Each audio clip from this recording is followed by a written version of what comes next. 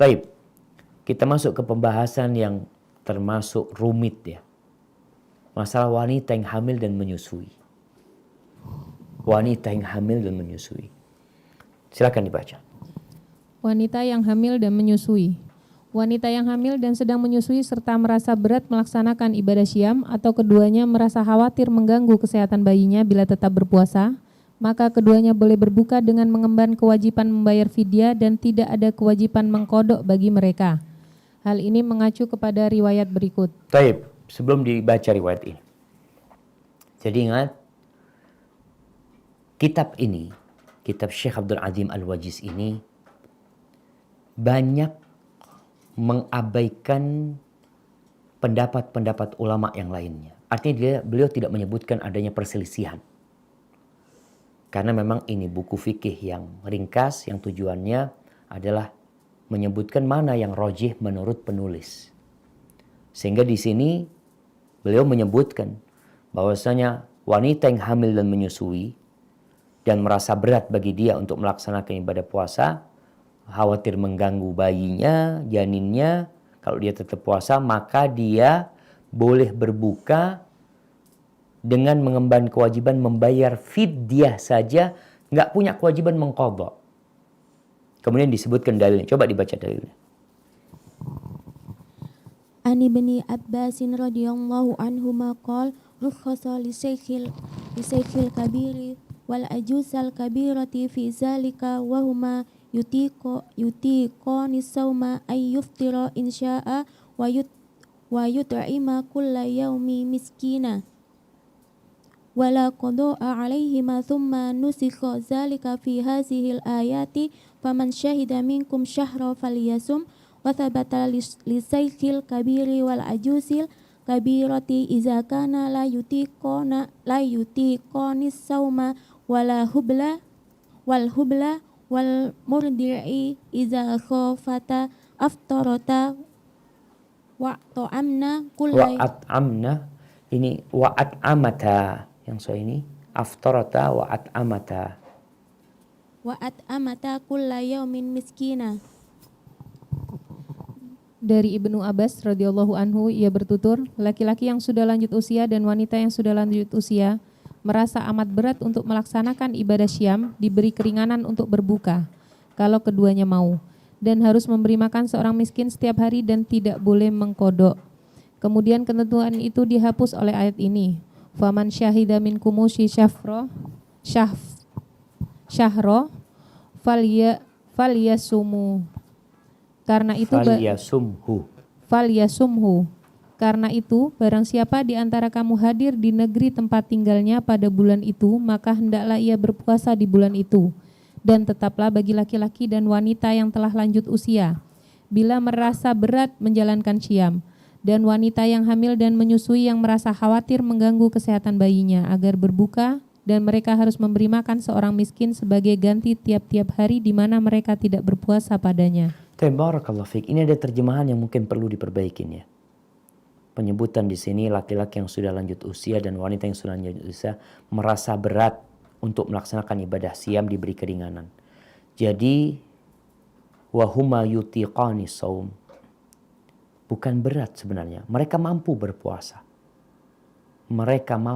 berpuasa.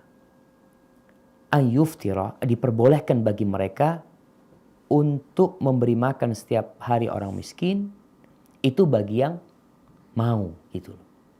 Jadi bukan merasa berat, tapi merasa mampu melaksanakan ibadah puasa. Setelah itu nanti dihapus, artinya wajib semuanya untuk berpuasa Ramadan. Tapi di sini disebutkan bahwasanya wanita yang hamil dan menyusui kalau takut dengan kesehatan dia atau kesehatan bayinya, maka mereka berdua berbuka, dan disebutkan dalam riwayat Ibnu Abbas ini, athar Ibnu Abbas ini, mereka cukup memberikan makan, tidak disebutkan qadha. Tapi yang selanjutnya. Wa anhu qala radhiyallahu anhuma idza khafatil hamilu ala nafsiha wal murdi'u ala waladiha fi ramadhan qala yuftirani wa yut'imani makanin kulli yaumin miskina wa la yaqdiyani sauma. Darinya Ibnu Abbas radhiyallahu anhuma Katanya, jika wanita yang hamil merasa khawatir terganggu kesehatan dirinya dan wanita yang menyusui khawatir terganggu kesehatan bayinya ketika berpuasa, hendaklah mereka berbuka dan beri makan kepada orang miskin sebagai ganti setiap hari di mana mereka tidak puasa itu, dan mereka tidak usah mengkodoknya. Nah, jelas. Tidak usah mengkodoknya. Baik, yang terakhir. An-Nafi'i qala kanat bintun libni Umar tahta rajulin min Quraisyin wa kanat hamila fa asabaha atsum fi Ramadan fa amaraha ibnu Umar anna An tuftira, ana tuftira wa tut'ama an kulli wa an tuftira wa tut'ima. Fa'amara an tuftira wa tut'im. Nah, an tutfira wa tut'im an kulli yaumin miskina. Dari Nafi'i ia bertutur, seorang putri dari Ibnu Umar menjadi istri seorang laki-laki Quraisy, dan ketika hamil merasa haus dahaga di siang hari bulan Ramadan. Lalu diperintahkan oleh Ibnu Umar agar berbuka dan sebagai gantinya agar memberi makan setiap hari satu orang miskin. Baik, barakallahu fiik. Ana ingin bertanya. Yang disebutkan oleh Syekh sebagai dalil bahwa orang yang hamil dan menyusui itu cukup memberi makan tanpa mengqadha, hadis apa pendapat mereka? Apa pendapat para sahabat? Pendapat Ustaz. Pendapat. Supaya kita tahu. Masalah ini masalah yang ada khilaf di antara para ulama. Ibnu Abbas adalah pendapat Ibnu Abbas. Ibnu Umar adalah pendapat Ibnu Umar. Masalah ini memang masalah yang masuk ijtihad di dalamnya. Anda akan sebutkan bahwasanya para ulama dalam urusan ini berbeda pendapat. Kira-kira ada 3 pendapat mereka. Yang pertama, bahwasanya yang hamil dan menyusui hanya wajib mengqadha saja. Wajib mengqadha saja. Ini pendapat Al-Imam Abu Hanifah. Dan di antara sahabat yang berpendapat dengan pendapat ini adalah Ali bin Abi Thalib radhiyallahu anhu. Bahwasanya kewajibannya adalah mengqadha. Yang kedua, pendapat kedua mengatakan kalau wanita ini takut dengan dirinya, dengan kesehatan dirinya, maka dia wajib mengqadha saja.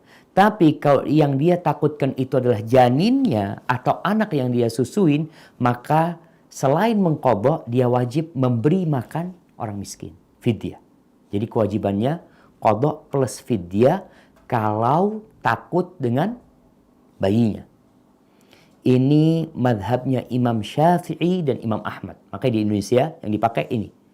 Bahwasanya dan disebutkan juga ini ada pendapatnya Abdullah bin Umar radhiyallahu taala anhu. Pendapat yang ketiga yang baru saja kita bahas. Yang disampaikan oleh Syekh Abdul Azim bahwasanya dia hanya wajib membayar fidyah tanpa qadha. Dan di antara sahabat yang berpendapat dengan pendapat ini adalah Abdullah bin Abbas. Dan ada riwayat dari Abdullah bin Umar. Tapi sekarang mana pendapat yang benar, yang lebih kuat? Tadi sudah disebutkan hadis, bukan hadis. Riwayat-riwayat dari Abdullah bin Abbas dan Ibnu Umar. Yang mengatakan kewajibannya itu hanya berpuasa saja, mengqadha saja. Mereka menggunakan dalil yang pertama hadis yang diriwayatkan oleh Imam Nasa'i dari Anas bin Malik radhiyallahu taala anhu bahwa Nabi sallallahu alaihi wasallam bersabda, Nabi bersabda, "Innallaha wada'a 'anil musafir nisfas shalah was-shaum 'anil hubla wal murdi." Allah Subhanahu wa taala itu telah menggugurkan buat orang yang safar setengah sholat. 4 jadi 2. Dan puasa buat wanita yang hamil dan menyusui. Artinya dia nggak wajib puasa buat orang hamil dan menyusui. Di sini Nabi SAW menjadikan hukum wanita yang hamil dan menyusui seperti hukumnya musafir. Pertanyaannya, musafir itu kalau anak tadi taib, Allah itu menggugurkan buat orang yang safar separuh sholat dan puasa. Sholatnya Yang 4 jadi 2, puasanya dia tidak berpuasa. Dan juga buat wanita yang hamil dan menyusui, digugurkan kewajiban puasa. Pertanyaannya ketika Nabi menyamakan SAW orang yang hamil dengan orang yang safar, apakah orang yang safar itu cukup membayar fidyah? Atau dia wajib mengqadha?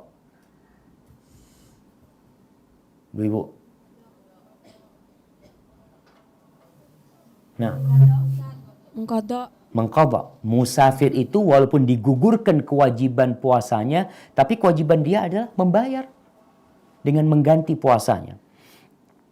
Kemudian yang kedua, dalil yang kedua yang mengatakan dia wajib qadha saja adalah kias terhadap orang yang sakit. Di mana orang yang sakit itu, dia itu boleh berbuka, tapi dia mengqadha. Begitu pula orang yang hamil dan menyusui. Dan pendapat yang pertama ini, kewajiban mengqadha itu tadi disebutkan adalah pendapatnya Abu Hanifah. Dan ulama masa sekarang ini yang menggunakan pendapat ini adalah Ibnu Baz rahimahullahu ta'ala. Bahkan beliau mengatakan kalau ada yang berpendapat dia itu hanya cukup memberi makan saja, maka itu pendapat yang lemah, yang bertentangan dengan dalil-dalil syariat, di mana Allah mengatakan waman kana maridhan aw ala safarin fa iddatun min ayyamin ukhra. Orang yang sakit dan safar itu mengganti, mengqadha dengan hari-hari yang lainnya. Artinya itu pendapat tadi, tapi pendapat itu kata Ibn Baz pendapat yang lemah. Kemudian di fatwa Lajnah Daimah disebutkan bahwasanya apabila wanita yang hamil takut dengan dirinya, takut dengan janinnya, maka dia boleh berbuka dan kewajiban dia adalah mengqadhanya seperti orang yang sakit. Kemudian Syekh bin Utsaimin rahimahullahu ta'ala juga ikut pendapat yang pertama ini, yaitu cukup mengqadhanya saja. Jadi masalahnya memang ada khilaf di antara para ulama. Namun, bagaimana kalau orang ikut pendapat yang mengatakan pendapat Syekh, artinya dia cuma wajib fidyah saja. Tapi kalau dia berpendapat wajib fidyah saja, seperti pendapat Ibnu Umar dan Ibnu Abbas radhiyallahu taala anhu, perlu diperhatikan.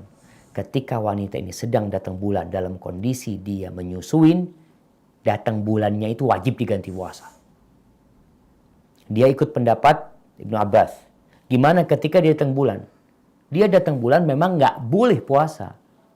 Sehingga jangan mengatakan ana menyusuin, bukan urusan menyusuinnya. Engkau ketika itu nggak boleh berpuasa karena datang bulan. Ketika nifas selama bulan Ramadan, dia lahir nifas selama bulan Ramadan. Apakah dia cukup membayar fidyah atau mengganti puasanya? Dia meninggalkan puasa karena nifas atau karena menyusui? Ibu.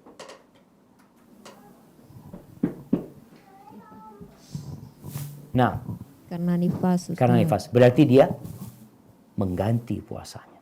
Karena orang yang nifas kewajibannya adalah mengganti dan bukan bayar fidyah.